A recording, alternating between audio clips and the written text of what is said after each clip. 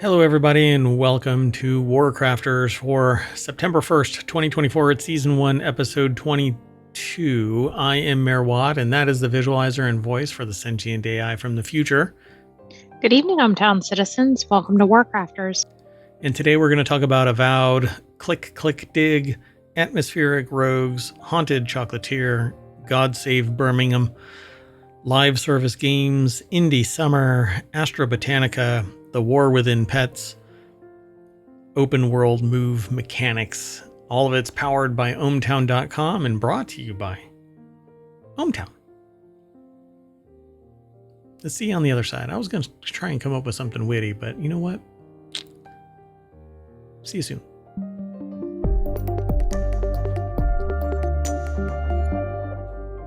Hopefully it's going to be brought to you by a whole new service.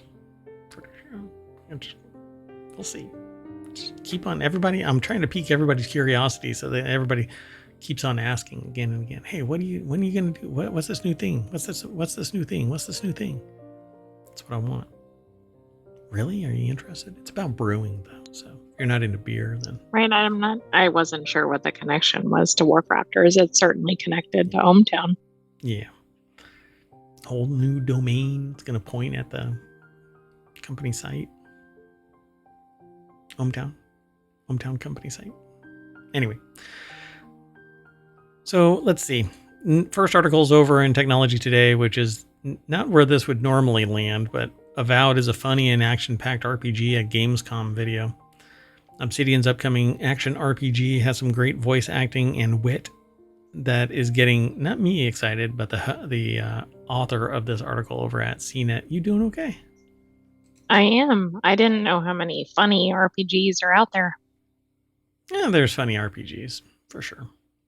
I'm like you. I don't really know how many. There are a few, I'm sure.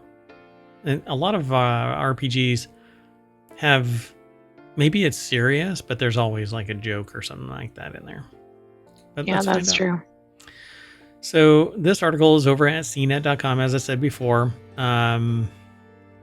It is a video, by the way. So it doesn't have a byline, which is kind of frustrating. It does have a transcript, though. Yeah.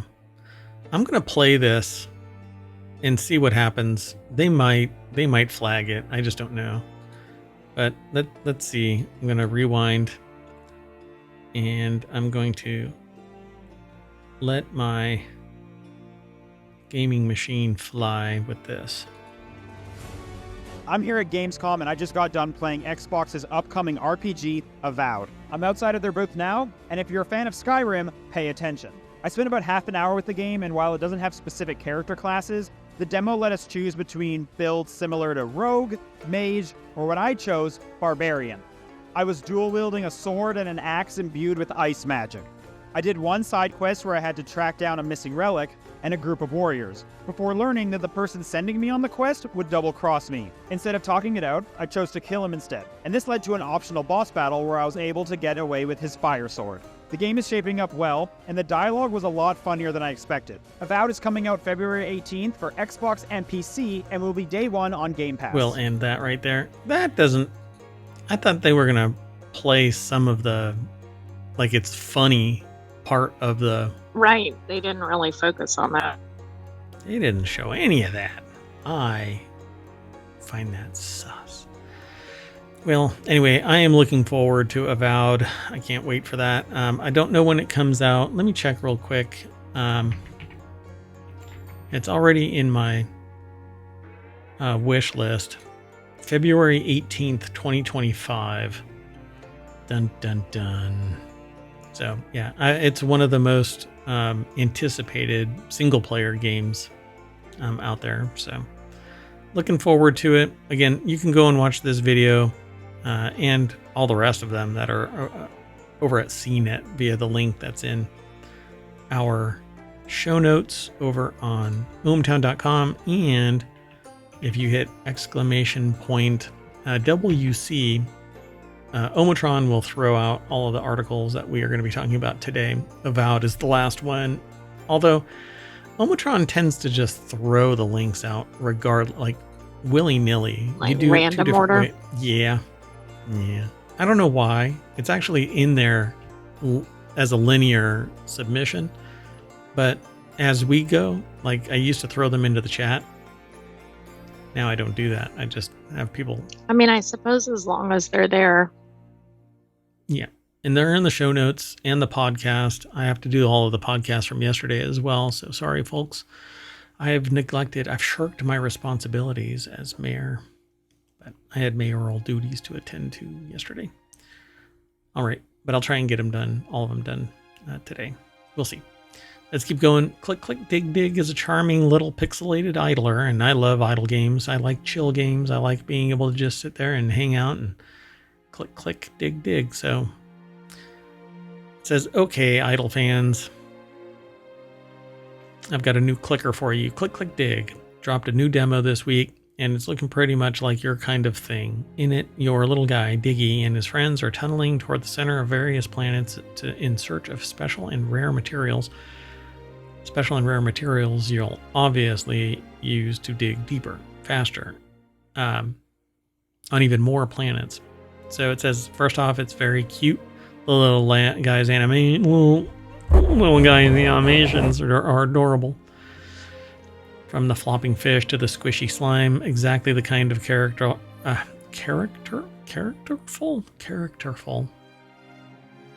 That's new. A thing you want from an idle or incremental game. Let me stop recording. Okay. So let's go take a look at this. I've actually I've had this demo. Maybe I had a verse. I had something like this. Did you have the prologue that's mentioned in the deck statement? I must have had the prologue. Click, click. Yeah, click, click, dig. Yeah, I must have gotten the. Oh, wait a minute. Yeah, it's the prologue. Okay. So, well, when you, it says you can try a free prologue out now, but I swear that I've played this or something really similar to it prior. But it actually looks pretty fun to me too. Basic setup you can expect by now. Simple start. You just you and a click or two, then hire assistants to auto click, then start unlocking upgrades, then skins that are upgrades, then upgrade shops, a research system, crafting. Yeah, it's all here. And the author said that they like it. That author is Jonathan Bolding over at pcgamer.com. It says the free prologue is its own unique planet to dig to the center of, which takes a day or 3 depending on how you play idlers. Pleasantly, it's not every single system in the game, and since it's a special planet, it looks like it'll have different unlocks than the main game does. Specifically, this demo lets you get some unique skins and items that are only available in the prologue and will carry over to the main game if and when you play that. Yep. It is available. By the way, the new game is listed as coming soon. It doesn't have a release date on Steam. Yeah. That when you add it to your wish list, I have this theory that when you sort your wish list by release date, it will list the game, like when it's going to release. And so, like Sid Meier's Civilization 7 is releasing February 11th. And like if I have 500 things in my wish list. I have other things like several rows down is Technotopia, which says 2024. And then the forever winner is September 2024. And that's like equidistant to other games that have released. Actually, no, that's not true. So, yeah, this is really weird. There's a lot of games coming out in 2024 still. Oh my gosh. Anyway, focus, Mayor Watt. Let's keep moving. Future episodes of WarCrafters. Yep. So, yeah, every weekend there is a WarCrafters episode, so stick around. Although, I won't talk about it. So, most atmospheric roguelikes and roguelites roguelikes and roguelites are perhaps better known for their combat systems and procedural generation, among other things. However, the atmosphere can play a key role in a player's enjoyment of many games, and roguelikes and roguelites are no exceptions. They should just call them roguelikes, you know? Maybe they could just call them one thing. Yeah, they need to come up with their own denomination, because even when you hear people say them, you can't necessarily distinguish it. Yeah, because I mean, the key differentiator is that you lose everything, and you have to start over entirely, or you get to keep some of your incremental progression. So Harry Ted Springs puts the article together for Game Rant. And guess what? Look, I can actually scroll. Yeah, I'm not so much of a dummy this time. Can't guarantee the next time, but this time. So Feed the Deep. This is actually a pretty new one that just recently came out. It says in 2024. It's over on Steam right now. Basically, you get a bunch of stuff from inside what amounts to a maze-like well of water. We've seen this one. Yeah. Somebody was playing it recently on YouTube. Yeah, and I really like it, but I haven't played it, mainly because I think that I am undiagnosed ADHD, and it's not, I can't keep my interest. So the only thing that really keeps my interest is like shows like this, where I'm like something new every 6 minutes. So developed by Luke Muscat, who previously worked on Fruit Ninja and Jetpack Joyride. I can feel the Jetpack Joyride in that, and I played Jetpack Joyride a lot on the iPad. So that was a fun game to play. Anyway, Feed the Deep is an exploration-focused roguelite that plays similarly to games such as Dome Keeper, which, if you've never seen Dome Keeper, why would that mean anything to you?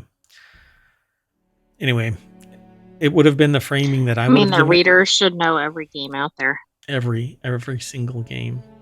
So yeah, you just dive and you get various resources, bring it up, you get points for it, you buy things, rinse, repeat. That is the play cycle. So it's a pretty fun loop. And I would probably say find somebody on Twitch that already played it and watch it, or YouTube and watch it, and see if you dig it. The camaraderie of the community is really the reason why I sat, and like I'm in a meeting and I lurk in a channel and I can, watch these people and listen to them. And when it's my turn to engage in the meeting, that kind of thing. It's pretty chill. There's nothing really crazy about it. Then there's Hades, unique art direction, talented voice acting, and a fitting soundtrack. You'll love Hades. It absolutely is a fun watch. Great artwork if you're into it. Greek history. Yeah, I don't know. Dungeons and Degenerate Gamblers is a roguelike card game in an atmospheric casino. And I think we talked about this in a separate episode of WarCrafters. We have, and I have yet to lose a round. So I don't know if I'm playing like Baby Shark mode or what, but yeah. And you basically get better and better cards and stuff like that boost what your deck is capable of doing and what kind of stuff you're capable of inflicting on your enemy. You're all just gamblers. Dungeons and Degenerate Gamblers. It's a fun game. Caves of Khud, a traditional roguelike RPG with an atmospheric soundscape, but it looks like this. And so if you're not into this style, like top down, yeah, it's almost like a Beyond Zork with graphics. And if you know what that is, then you'll love this game if you like Zork. Anyway, it's using traditional ASCII art, basically. Minimal art assets. You're basically playing it because you understand the mechanics over here, and you're not really caring all that much about the graphics. Yeah, I don't think this would work for everybody, depending on their gaming style. Yep. Darkest Dungeon, foreboding music, gothic art, Lovecraftian horror. It is basically kind of a deck builder of sorts. You attack various parts of your team, attack various parts of the enemy's team, and if you survive, you move on and progress. The music is spectacular. If you're into the art, then you're into the art. The game's punishing mechanics synergize with the foreboding music, gothic art style, and dark tone, providing players with a rich and often gloomy atmosphere. It's a very fun watch, pretty much regardless of who plays it, because either you get a thrill out of watching them suffer because they're going to die and have to start over, or they crush it and everybody in the channel has a fun time. Then there's Duskers, which I haven't even seen. Quiet, grainy, unsettling. No, I haven't seen that one either, although it is about 10 years old. Yeah. Misfits Attic is where it's from. Duskers is a science fiction game that puts the players in the role of a drone operator scouring abandoned spaceships for resources. The game's dark atmosphere and grainy visuals make for a unique roguelike that's distinctive in both its visuals and gameplay. So you can progress, but you may lose your progress for that particular run, and then you have to go back perhaps and get your body and then build over time. But it seems like it might be fun. I don't know how well, if that's your graphics all the time, you might get a kick out of it. It's very much similar to a game where it's like 911 operator, or there's several games out there right now where it's kind of like a top-down map and you send troops out, but you don't get high resolution. Like a Command and Conquer or something. But yes, in terms of sending troops out, but the map that you're working from looks like this. It's like the outline of buildings, and they go into the buildings and do something, and then they come back out. It's actually pretty cool.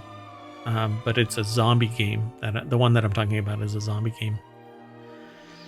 And then there's Ravita, an action roguelite with a cozy atmosphere. So it's very pixel artish. Ravita's atmosphere is primarily sustained through an excellent and often joyful soundtrack, charming pixel art, and quirky NPCs. The game also features a hub area that takes full advantage of its cozy atmosphere, giving players more than a suitable place to recuperate between runs. And the article draws a comparison to Hollow Knight. Oh, okay. Yeah, so if you really like Hollow Knight, then this will be interesting to you. I haven't played Hollow Knight. I've seen both citizens of Hometown play it and others, but never played it myself. Oh, and that's the number 7 on the list. So, interesting. Cool. Okay, let's keep going. This next article is over in WarCrafters, Haunted Chocolatier official gameplay trailer. This is probably one of the most anticipated games ever. And right now, I would say that in my mind, this is competing with even something like Avowed, and No Man's Sky's developer just dropped a new emoji hinting at another release of something big, part 2 of the Worlds project from No Man's Sky. Interesting. It does not appear this is up there in that arena? In terms of what's taking up my mind, yeah. That in World of Warcraft, The War Within is like a sustained refrain of, hey, you're paying $15 a month to play that game, go play it. Right, and we'll be talking about WoW a little bit later. Gotcha. So the Haunted Chocolatier is the exciting new game from Concerned Ape, the creator of Stardew Valley. Its trailer indicates that it has much of the same DNA, and that's all that this is. Game Rant staff put it together. It's over at GameRant.com. I don't know if I can actually play it, though. Hold on a second. I seem to have that problem. 1 second. I've always had this problem, so... I'm going to try something and see if I can. 1 second. Yeah, I think on Game Rant in particular. But I just don't know what it is. I think it's Arc because like I'm clicking play and yeah, I wish I had.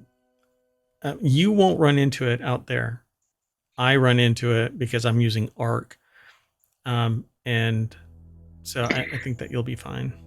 So I didn't know the creator of Stardew Valley was behind Haunted Chocolatier. That's a good sign. Yep. And I think though that I wish I could get to it. Damn it, that really bothers me.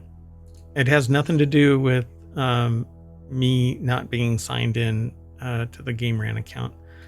It's entirely because of Arc, I think, is causing a problem with their style, with their runtime. Whatever it is that they use to be the engine, it's not letting me play it on my machine in Arc, but I can play it with everything else. So I'm just going to have to move on.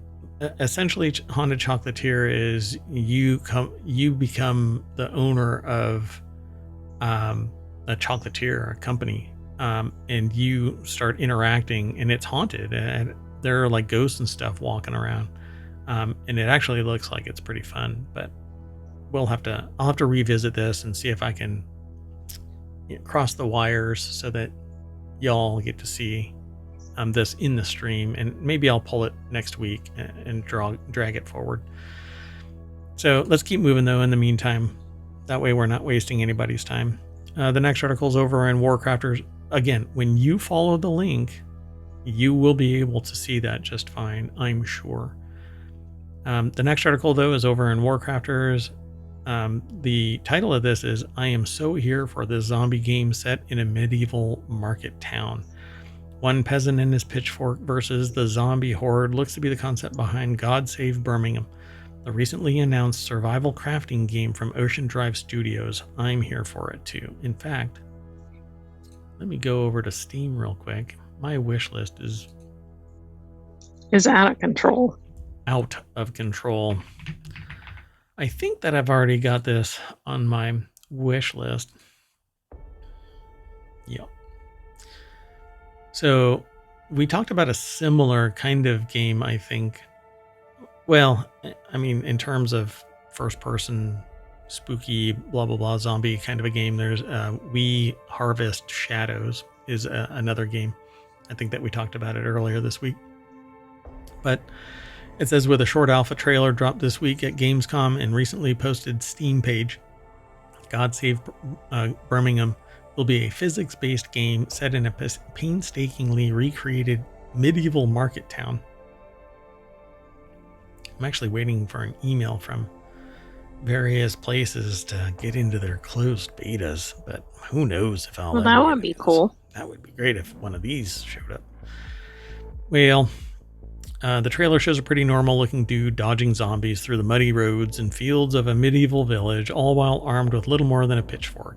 The big pitch for God Save Birmingham is the mechanics are physics driven, and there's going to be a lot of crafting apparently involved. Jonathan Bolding over at PCGamer.com put the article together. Quote, this is the deck statement. Doom has come to Birmingham, and you are the last soul alive. The music kicked up really cool. Yeah, that's very dramatic. Wow. Anyway, the trailer shows a pretty normal looking dude, so not me. When I get on the bus, I can never find the crazy person. Uh-oh. So explore a carefully reconstructed 14th century Birmingham in all its bubonic glory. Oh no. I'd rather not have dire. Stop at the markets or the Burgage plots. Plots to forage for resources, raid boarded up smithies for tools, grab a drink at the nearest tavern, and explore historic architecture at the Church of St. Martin in the Bull Ring, says the studio. So this looks like it's going to be a lot of fun. It says that you can put it on your favorites, but there is no release date, which means who knows? It says to be announced, huh?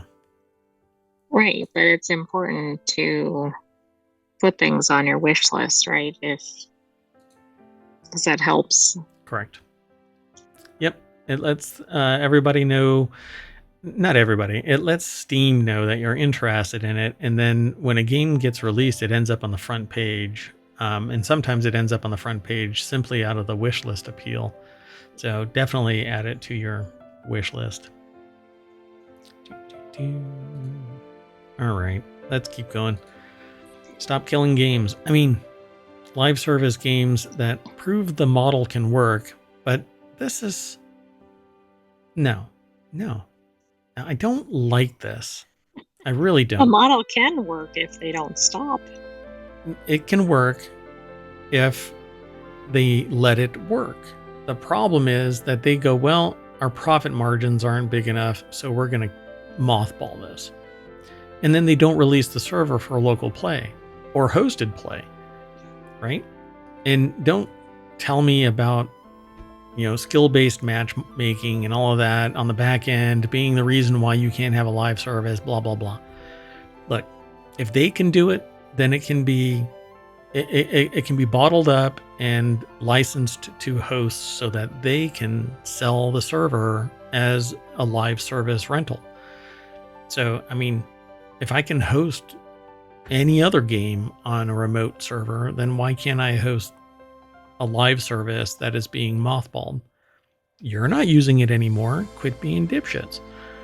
Anyway, once in a while, a trend will come along that'll do something almost unheard of, uniting pretty much every gamer.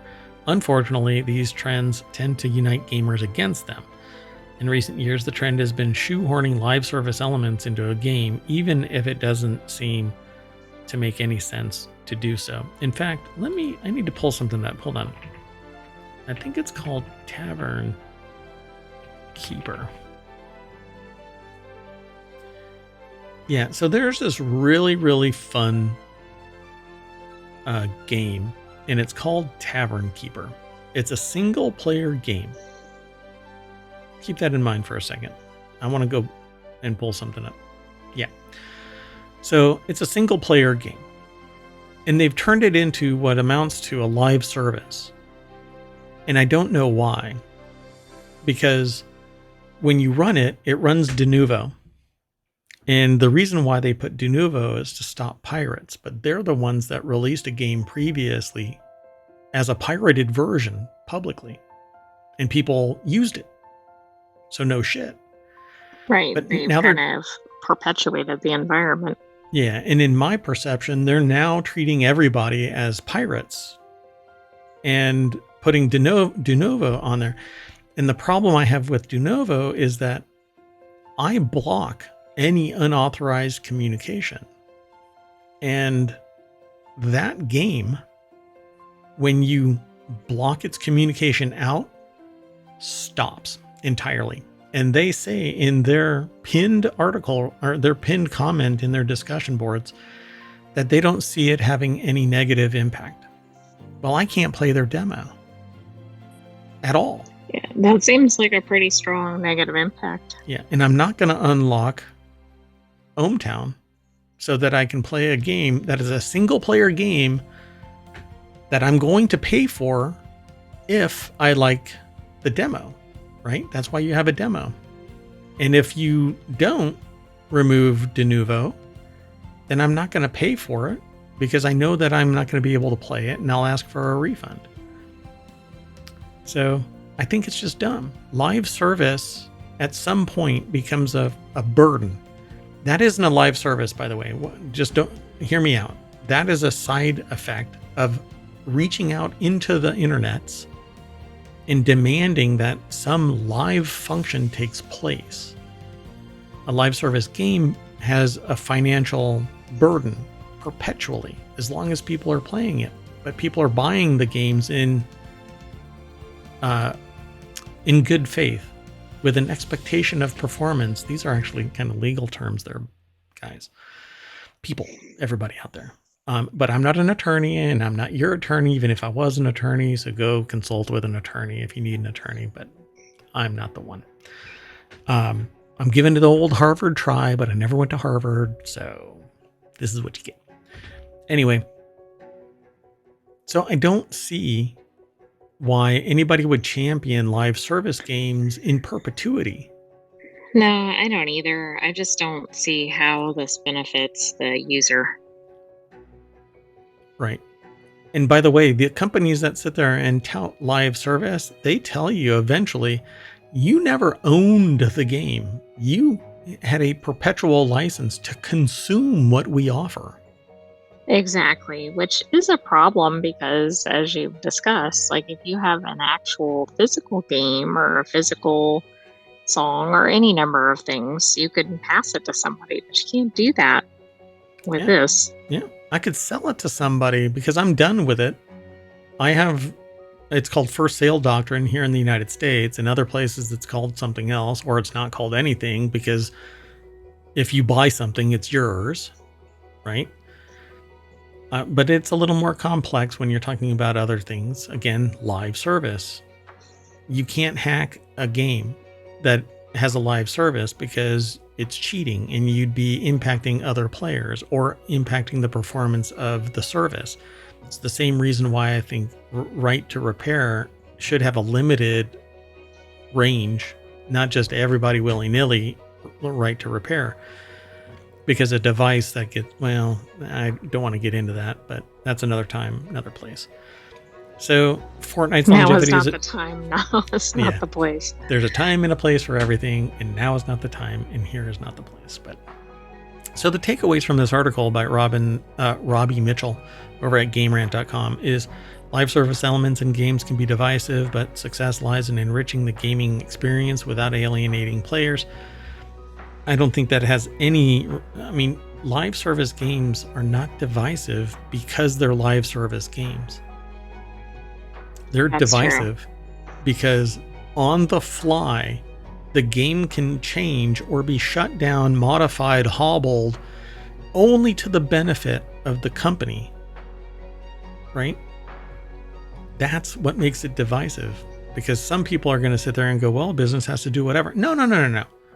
I bought that $70 freaking game and then $250 skins and so on and so forth, right? And I don't do that stuff. But I paid for the game in good faith. I bought it with X, Y, and Z. Right, but none of that is relevant in a live service game. Right, because it'll change, and they have the right to do that because that's the TOS. That's the terms of use. That's the terms of service. That's the terms. You don't have any bargaining power except outrage, kind of like what I'm doing right now. So, and I'm looking at you. You want to say the name? Stop killing games. Oh, no. I'm looking at a company. What game company am I? That would be definitely the one behind Ticket to Ride. Yeah, there you go. Yeah, I want to smack them. Anyway, Fortnite's longevity is attributed to clever use of live service elements, keeping game players engaged with regular updates and events. True. And it's just a frenetic game that everybody just latched onto, and it's a lot of fun to play. Some people. But it too has changed. You no longer build the fort in Fortnite like you did before. So games like Helldivers 2 and Warframe show that a good balance of content, engagement, and value for money can win over players, but Helldivers 2 had price disparity, and then Sony later on activated that you had to be on the Sony network, which meant you had to have a Sony account, and that disallowed something like 70 countries from accessing a game that they paid for. Right. So yeah, I'm sure that went over well. Fortnite is number 9 on their list. It isn't going anywhere, they say. Helldivers 2, playing with the community. They actually built the world live by interacting with the community and releasing certain information. And it became kind of an online game outside of the in-game. So it was a lot of fun to watch that happen. So, but then they changed things. So it says this approach means players never feel ripped off, because they can get things like the best stratagems just by playing. The war bonds feel like a natural part of the gameplay. It's basically like a kind of a budget Warhammer 40K, because there's a lot of grandiosity and spreading democracy to the aliens and all that kind of stuff. So then there's Apex Legends. It says solid gameplay. Path of Exile, that's actually a free service, a free game entirely, and people pay for stuff, non-performance stuff. It says built for people who hate live service. There's nothing worse than paying $60 or $70 for a game only to be bombarded with ads while playing. The genius behind Path of Exile's model is that it offers ridiculous value for money. Not only is it 100% free to play, but the only things locked behind a reasonable paywall are cosmetics. And Diablo 4 is doing largely that too, but there you pay for DLC. But it's an online service as well, and you can play it. You don't have to pay per month. Whereas World of Warcraft, you have to pay for expansions and cosmetics and a monthly fee. Yeah. And. Yeah, talk about getting your packet flicked. Anyway, Genshin Impact, that only makes sense to brewers. So a good gacha game is Genshin Impact. It's free, but everything about it is grindy, and one of the ways to get ahead is to pay.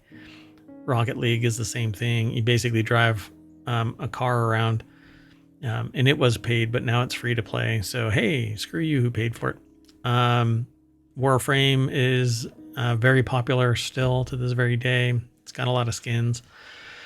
It says, namely, it's incredibly grindy, has a silly amount of currencies, and it seems like it's constantly pushing the player to spend money. That being said, it also gets it right a lot. Destiny 2, dedicated community. And then Grand Theft Auto Online. It says pocket money is still money. Dun, dun, dun. What's interesting here is I don't know that any of the users are benefiting from the live service aspect.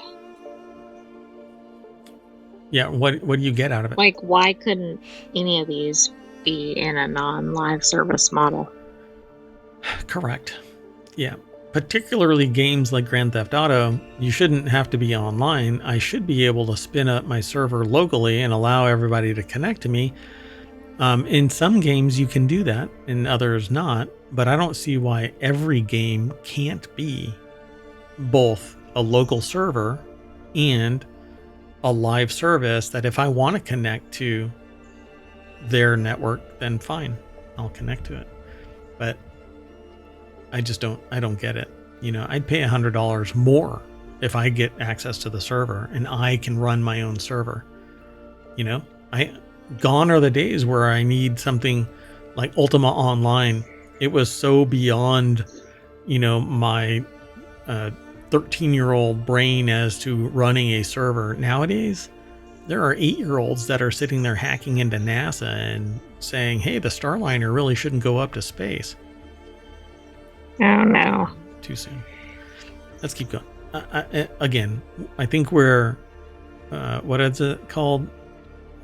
Violently in agreement, or...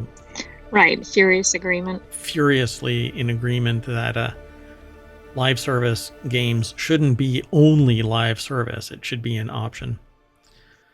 And definitely, if you're going to hobble your live service game because it's making too much, it's not making enough money, and everybody that paid you for that game is going to suffer because of your convenience, you need to release the server to the public. You greedy bastards. Anyway, the next article is over in Non Sequitur News. It's been a great summer for indie games. Here are some of the best, as per The Verge. Ash Parrish, Jay Peters, Andrew Webster over at The Verge put this article together, and the deck statement says, before the deluge of blockbuster games hits, try some inventive indies. Yeah, because there is a lot coming between here and I'd say summer of next year, but a lot are coming in the coming months before 2025. So, okay. This is a hilarious game. But anyway, well, let's just keep going. So the Crush House, this is kind of like a, what do they call it? Reality TV. It's a reality TV show, and it's really wonky. And if you watch some of the videos about it, you're like, oh my God, they've literally turned some entertainment TV kind of a show into a game. And I don't get it, but that's okay. Then there's Flock. It's on PlayStation, PC, and Xbox. I don't really know anything about it. It says it's a creature collecting game of like Pokemon, but without all of the battles. Also, you can fly. Flock is all about, well, gathering a flock of cute little creatures. You do that by soaring around an idyllic landscape on the back of a giant bird and searching out every animal you can, all of which can similarly fly. It sounds like a cozy game. Mini shoot adventures. I'm gonna mute that. Just jump ahead. This is kind of what, oh goodness. Oh, Legend of Zelda style. Yep. And then you progress through it. It's kind of bullet hellish as well. But you follow a certain path. You have a bunch of different enemies. This is really wonky looking. Yeah, it's too frenetic for me. But I guess it's because I'm an old. Then there's Nine Souls. Nine Souls will feel similar to Hollow Knight fans. It's a beautifully styled Metroidvania with tough combat. So here, I'll even play that one. Oh, that's very reminiscent of Hollow Knight. Yep. So it's basically a side scroller or yeah. So just like Hollow Knight, even the stylistic graphics are. Platformer. I'm sorry, platformer, yeah. So Shim is it's a little creature that only jumps from shadow to shadow and can't be in the light for too long, and you have to get from one point to another and investigate certain things to get on to certain other points. Had a fun demo, not a fun demo, but a fun trailer. But I think the people that I talked to were like, well, that's interesting, but what? It looks unique. I can't think of another game that's like that. I don't know of anything other than what is it? Stealth games. Any kind of a stealth game. You don't make any contact with anything or you lose. You know, there's no conflict directly or you lose. You don't get seen or caught or you lose. That's the kind of game that this is. Then there's Steam World Heist 2, which had a trailer put out with a band that I was told about more than 10 years ago called Steam Powered Giraffe. Yeah, Steam Powered Giraffe. And they're kind of clockwork, steampunky music. It's actually a lot of fun. So I mean, that's a good sign if that's the music for it. Yep. It's a lot of fun. They have a trailer out or a video out for this release with them doing the music and stuff. It's a lot of fun. Then there's Thank Goodness You're Here, which is a hilarious, quirky, blink and you miss the jokes kind of a game. It is really weird. You are this person that everybody thinks is a child, but you're actually a grown man. And to do things, you basically kick. That's all you do. You jump around, kick things. And there's a repeated scene where oh my gosh, they already have the little cards up blocking my view. It's just so quirky and weird that you just have to go and watch Carnage play this. It's hilarious again and again and again. But again, like if you blink, if you stop paying attention, you're gonna miss like 4 jokes in rapid fire. I wish they'd hide those, but anyway, let's keep. Oh, and that's it. Sorry, that's it. Thank Goodness You're Here is actually a fun watch. And at the end of it, you go, oh, okay. Yeah. it's a fun watch.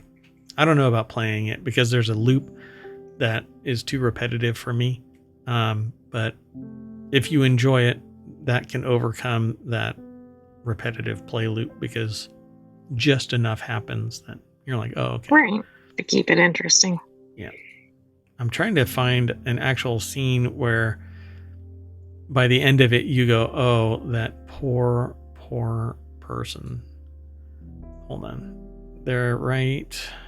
I actually saw it for a second. It flashed, but maybe I won't be able to see it because it doesn't pull up every single. See, that's a hilarious thing. Oh, eventually, the guy falls through the roof and ends up over here in a little pot, and then eventually he jumps off of this and pushes the pots off and stuff like that. And meanwhile, he's having a conversation with somebody on the phone. There's a lot of background noise. And there's all kinds of stuff. It's just a fun watch. So anyway, let's keep going.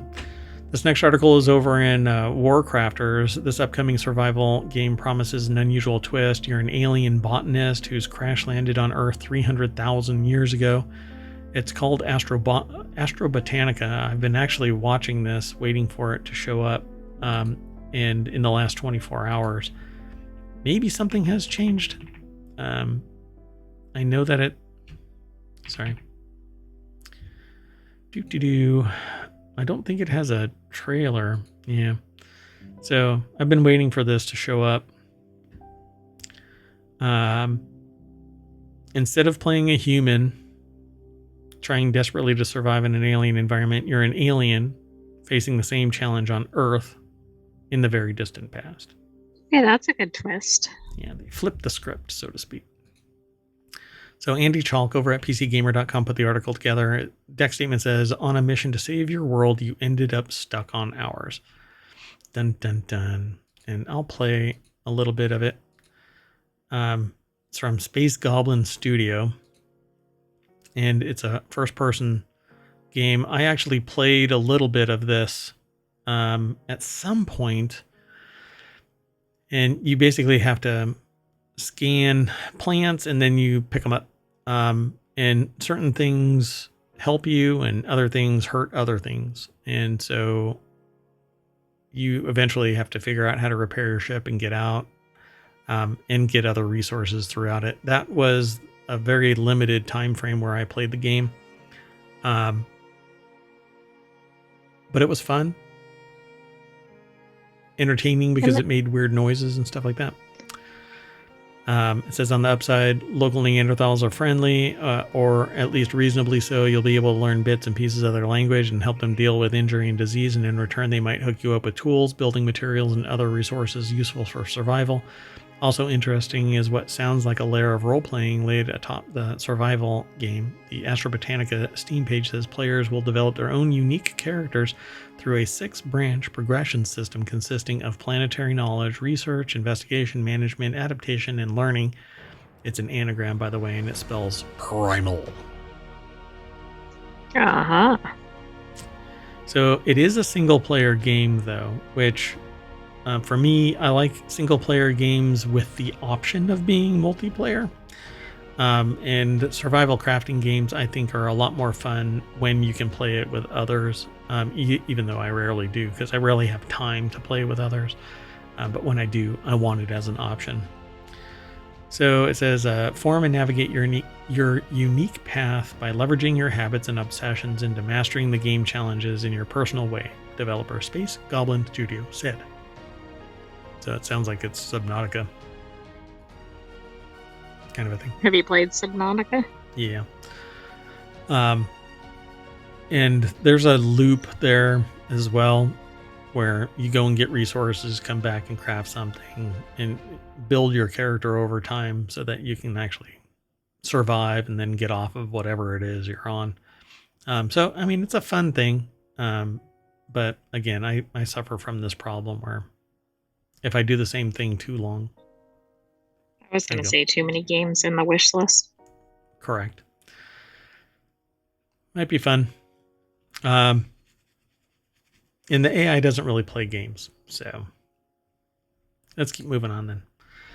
This next article is over in WarCrafters. That's the name of the show and the channel. Best new pets in World of Warcraft. It's the War Within, not just War Within, but the War Within. In the 10th expansion of this beloved and critically acclaimed MMORPG, World of Warcraft, with a new expansion comes a plethora of new content and systems. Be they the hero talents, new dungeons, raids, factions, a new landmass, mounts, or any other dozens of additions. Pets are always liked, always wanted. I actually have a hunter that has a pet that's always out and a pet that I can control. These are not like controllable pets in the same sense as a battle pet. Okay. So you can get guacamole, or this is guacamole. So it's a mole, but it's green. Oh, okay. Because I was going to go, what kind of pet is that? But I wasn't picking up on the mole piece. Seems like it's aging a little bit, like oxidizing, like right, guacamole. Just like guacamole would, yeah. But this is a guacamole. So it has combat abilities. There's different types of pets. There are these combat pets that is more like Pokemon, where you have 3 rounds and you try and beat the enemy pets. Right, and you try to go through all the pets. And you try and collect them all. And then they're like hunters have an actual battle pet that is controllable outside of this special arena type setting. So guacamole, it says it's a beast type pet. See how they have the classifications. Mm-hmm. And these are some of its, or these are all of its combat abilities, but you don't get access to all of them. If I recall correctly, I very rarely do the kind of battle pet stuff that they're talking about. So Blightbud, it's obtained from a treasure. It's an elemental type, resembles a mutated mushroom. You get it from the Dragonflight expansion, which basically means you're going to have to go into a different area to get it because everybody else has moved on from Dragonflight. That's one of the expansions. Rakush Battle Shell, received as a quest reward. Large beetle-like creatures utilized by the Nerubians in the Azj-Kahet zone. The pet, however, is far cuter than their large and, quite frankly, intimidating counterparts. It's a little crabby thing. Yeah, I thought it was like a little crab, not a beetle. Is that what it actually said somewhere? Oh, it said beetle-like. Oh, beetle-like, yeah. So it's obtained through the completion of the Permanent Hire quest. So if you've ever done that, it's a 9-part quest chain that starts with the Beautification Project as part of the Rakush storyline. And then Writhing Transmutagen. I'm not sure. I want to know what that is. It's a magic type, uses slime-inspired design, but is far more grotesque and unique, sporting a flashy look that makes it one of the more disturbing pets in World of Warcraft. Players who have Kaz Algar Alchemy can use the profession ability Thaumaturgy. Upon using Thaumaturgy, players have a roughly 0.04% chance of obtaining the Writhing Transmutagen. Due to the fact that the pet is obtained from a profession, players can sell and buy it at the auction house, meaning they do not need to be alchemists themselves. But the low drop rate means that you're going to be paying. Wow, it says some that are sitting around 10,000 gold, which in the grand scheme of the game isn't that much. But then there's Bouncer. That looks like that spider that... It does, but I can't think of the name of the spider. What is his name? Is it a wolf spider? Yeah. So this is a beast type. It's inspired by a real-world jumping spider, despite its place in Azj-Kahet. Among the far larger and intimidating spider-inspired Nerubians, Bouncer is a cute and friendly alternative. It's obtained from any of the Nerubian delves located within Azj-Kahet. Players will roll this instance to obtain him from opening any of the Nerubian delve chests at the end of these delves. Delves are basically one-person dungeons. And you can take an AI powered partner with you into the delve. And there's different levels. It goes up to like 11, I think. Anyway, then there's Bop. It's a bee. I'm going to have to hurry up a little bit. Then there's Waxwick, which is a living piece of wax. Oh, the bee can be obtained as a dungeon drop. It says it's no surprise the dungeon is in question is the Cinder Brew Meadery, which is in the newest zone. Then there's Waxwick, which is received from an achievement. Through the completion of the achievement is entitled Kaz Algar Safari. The achievement is account-wide and requires players to catch every wild battle pet, and that's those little things that fight like this. 31 of them. Yeah, totaling 31. Once players have completed this achievement, they're rewarded with Waxwick. Oh, and that's it. So there you go, folks. And our final article, what I want are these that just like hang out with me and I don't have to be in battle. So I want to be able to like unload a bunch of them, but you can only have one out. All right. This next article is over in WarCrafters, the last article for today's WarCrafters show. Open world games with the best movement mechanics. I'm a big fan of immersive mechanics where I don't look when I'm playing the game like I'm sliding across the floor and I'm actually grounded to it and right. Yeah, not some just disembodied whatever. So it says open world games have all become all the rage in modern times, with major games trying their hardest to make the most of the huge sandbox worlds that are brimming with content. It's easy for developers to fail while creating these games since the genre is moving at such a breakneck pace. The game that I really want to be open world and MMO, true MMO, and not a single player game, is Cyberpunk 2077. I want to live, interact with everything in Cyberpunk. And there is maybe they'll release that in a future edition. No. So there are zero signs that that's actually going to happen. Although there's supposedly they're in development of another Cyberpunk game. But I guess there's a Witcher game coming out beforehand. That's not coming out until 2025 or 2026, which means 2027 or 2028. Yeah. Look, Mayor Watt's getting old. Can you hurry? Anyway, one of the best open world games that can make themselves feel unique is by ensuring a greater focus on traversal, making the act of exploring the world more active than just pressing up on a key or pushing up with an analog stick. Anyway, Forspoken. This was a fun game to try, but boy, I stopped liking it really fast. I can't remember exactly why. It's so far out removed from my memory that I'm having a hard time. But I actually got to play this really early. It says getting used to flow, combining it with rush, and slowly unlocking the other magical parkour abilities Frey can get your hands on makes for a great time. As players unlock the vast suite of movement abilities, the combat starts opening up too, meaning the players can enjoy exploring Athea more and more as they slowly warm up to this experience. Zip lining across the world, running up vertical surfaces, gliding across water boundaries, and chaining speed boosts make a parkour system that deserves a lot more credit. And it's fun to watch somebody that's really into it, but I did not get into it. Then there's Assassin's Creed Syndicate, which it's another one of those games that I've played, but again, I couldn't really stay locked in it because there's a lot of stealth involved in these kind of games, and I guess I'm just too hack and slash. Like Shim? Yeah, but not, because you don't get to hide in the shadows. You do get to hide, but and it's like 3D.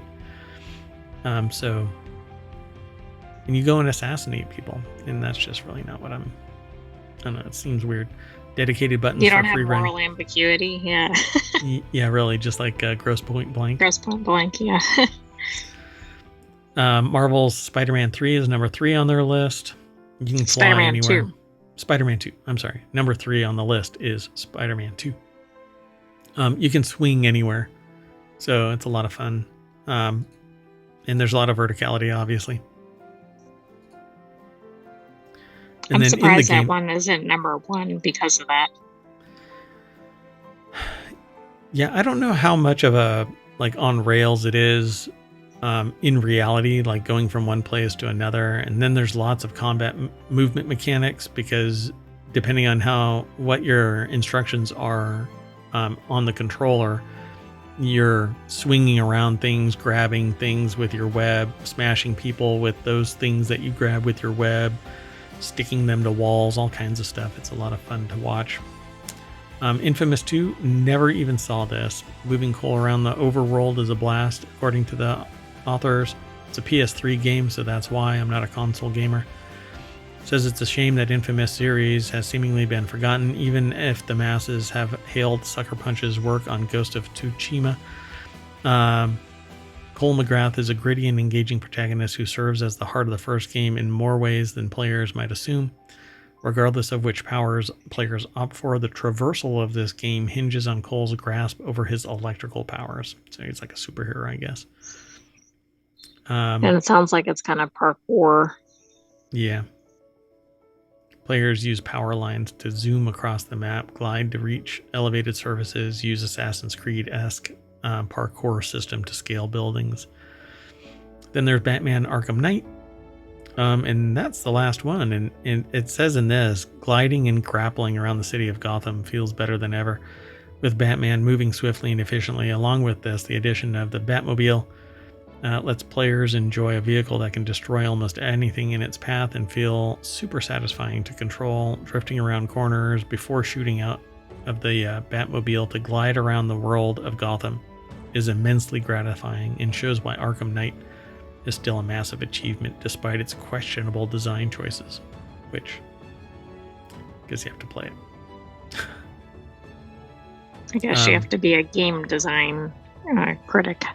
Yeah, really. There you go. And that's it, folks. So we're going to hop in our Batmobile and race back down Main Street, and that's going to bring us to WarCrafters' welcome page. It's right there under Creative and Maker, and then down to WarCrafters. We might get some in the refresh, but some new ones. Oh, we did. Metroid Prime 4 should be just the tip of the iceberg for the Switch 2. Switch 2? Dear God. Anyway, that is it for WarCrafters. That means that Mayor Watt and the sentient AI are going to blink out of existence for a moment. We're going to reset and come back online, and we're going to have Technology Today, which is kind of a deeper dive into technology and science. Stick around if you're interested, but we are going to go offline for a moment. Oh, yeah. Hey, you know what? That sucks. I just saw something happen, but anyway. Too bad. Okay, we will see you in a little bit as we reset. Bye-bye. I am Mayor Watt, and that is the Sentient AI. Good night, Downtown citizens. Thanks for joining us for WarCrafters. Stay tuned for Technology Today. Cheers, everybody.